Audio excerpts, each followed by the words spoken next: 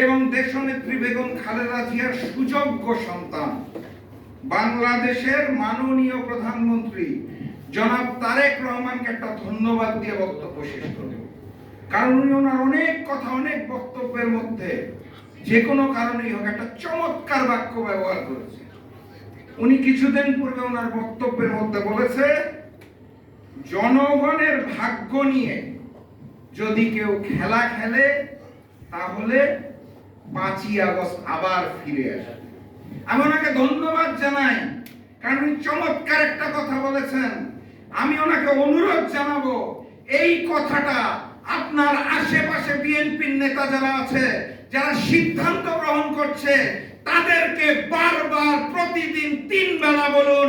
কারণ জনগণের ভাগ্য নিয়ে আপনার সরকার খেলা শুরু করেছে, আপনার বিএনপি খেলা শুরু করেছে।